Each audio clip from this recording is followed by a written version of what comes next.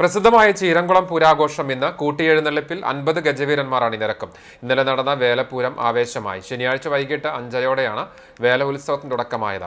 3 വഴിപാട് വേലകൾ ഉൾപ്പെടെ 17 സംഘങ്ങളുടെ വേലകളാണ് ക്ഷേത്ര മൈതാനിയിലേക്ക് എത്തിയത്. വാദ്യമേളങ്ങളുടെ അകമ്പടിയോടെ തെയ്യം, തിറ, പൂതൻ, കരിങ്കാളി, കാള തുടങ്ങിയ വരവുകൾ ഗ്രാമവീഥികളെ ആഘോഷ നിറവിലാക്കി. വേലകൾ സമാപിച്ച ശേഷം വൈകിട്ട് 7:30-ക്ക് ഉത്സവ് ചീരംകുളം കമ്മിറ്റിയുടെ ഉറവ് നാടൻപാട്ട് അവതരണം നടന്നു. പുരാഘോഷ ദിവസമായ ഇന്ന് പുലർച്ചെ മുതൽക്ക് ക്ഷേത്രത്തിൽ പ്രത്യേക പൂജകൾ ആരംഭിച്ചു. ഉച്ചയ്ക്ക് 1 മണിക്ക് ദേവസ്വം പൂരം എഴുന്നള്ളിക്കും. എഴുത്തുപുരയ്ക്കൽ ഗംഗാപ്രസാദ് ദേവിയുടെ തിടമ്പേറ്റും. വൈകിട്ട് 3 മണിയോടെ വിവിധ പ്രദേശങ്ങളിൽ നിന്നുള്ള 25 കമ്മിറ്റികളുടെ പൂരങ്ങൾ ക്ഷേത്രത്തിലേക്ക് എത്തിച്ചേർന്ന് തുടങ്ങും.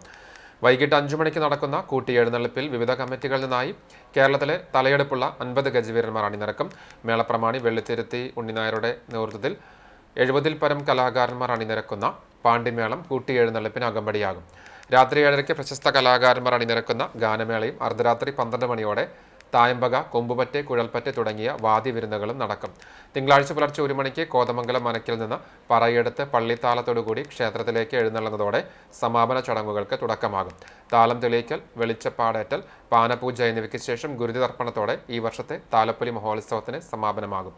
താലപ്പൊലിയുടെ വർണ്ണക്കാഴ്ചകൾ CCTV പ്രാദേശികം ചാനലിലൂടെ തത്സമയം പ്രേക്ഷകരിലേക്ക് എത്തിക്കും.